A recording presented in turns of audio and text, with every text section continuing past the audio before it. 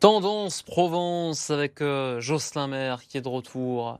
C'est plutôt moi qui suis de retour. C'est plutôt toi qui es Oui, de retour. oui, Moi, oui. j'ai été fidèle Assidu, au poste. fidèle Ouais, au poste. absolument. C'est super. Comme tous les vendredis, l'avant-dernière chronique de la saison C'est vrai. de Tendance Provence avec Jocelyn Maire en cette semaine aussi de soldes, parce que mercredi les soldes C'est vrai. ont On débuté. débutait, Il y avait absolument. un autre événement aussi qui a débuté il y a 2 semaines.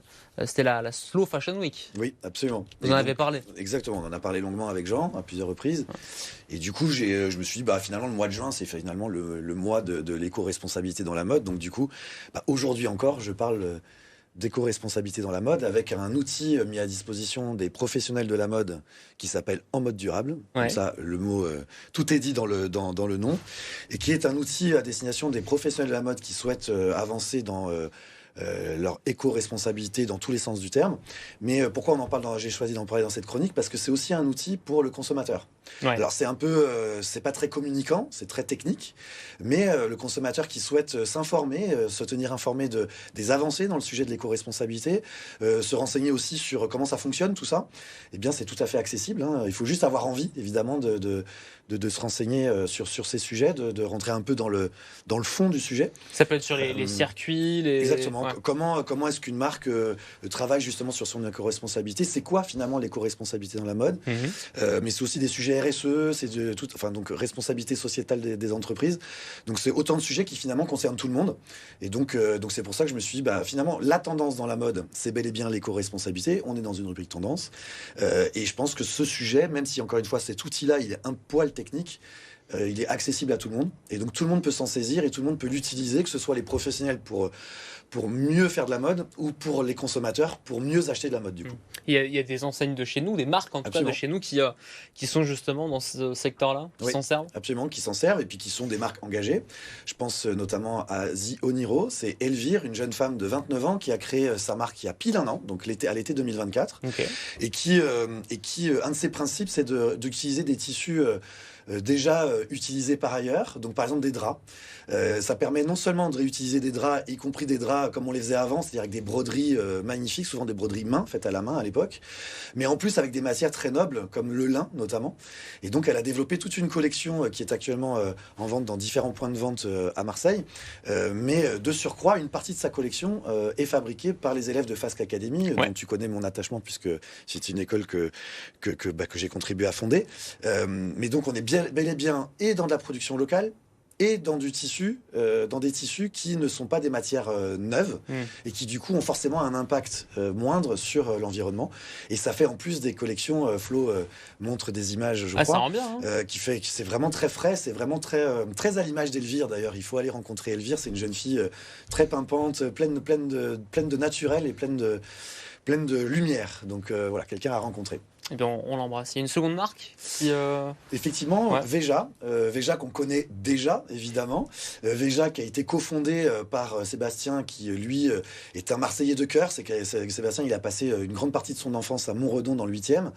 Donc il est certes parisien. Veja, c'est une marque domiciliée à Paris, qui fabrique au Brésil dans des conditions très, comment dirais-je, où Sébastien fait vraiment le choix de travailler avec des gens où on maîtrise vraiment les conditions de travail, où on maîtrise aussi la matière première, c'est notamment du caoutchouc naturel.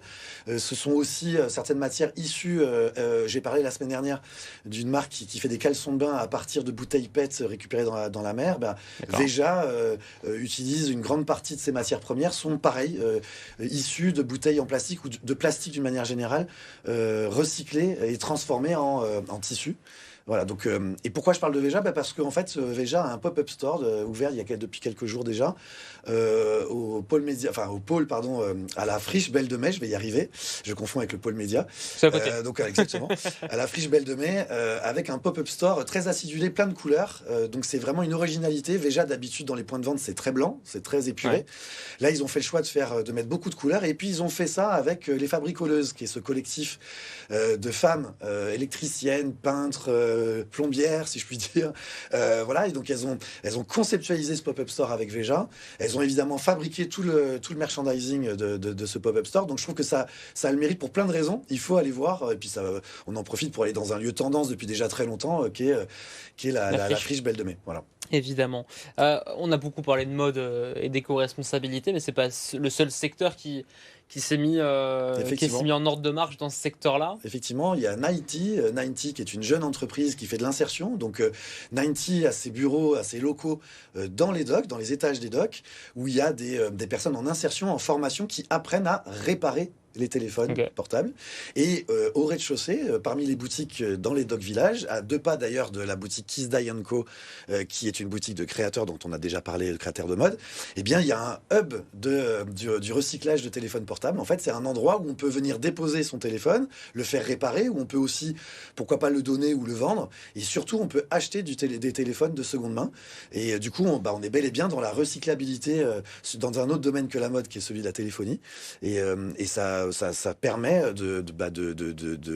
d'utiliser moins de matières premières, de contribuer à ce qu'il y ait un recyclage en fait de ces téléphones. Voilà. On peut faire des économies en respectant l'écologie aussi, c'est plutôt sympa. C'est ça. Merci beaucoup Jocelyn pour cette chronique. Il en reste une?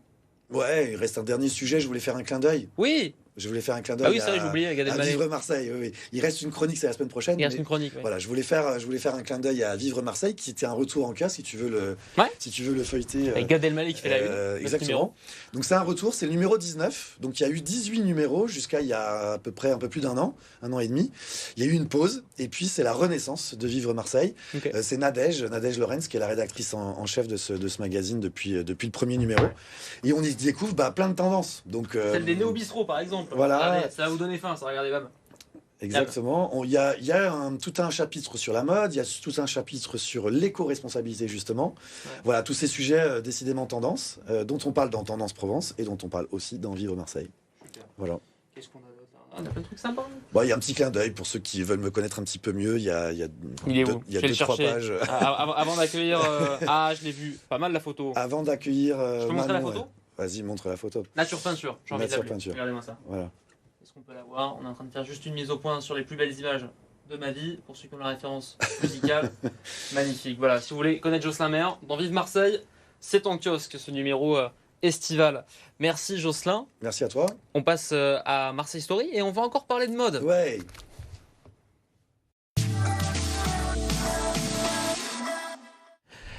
Marseille Story, en ce vendredi, encore un peu de mode avec une grande amoureuse de la mode. Et oui, bien sûr, ça se voit, non? J'espère. Absolument. Évidemment, bien sûr.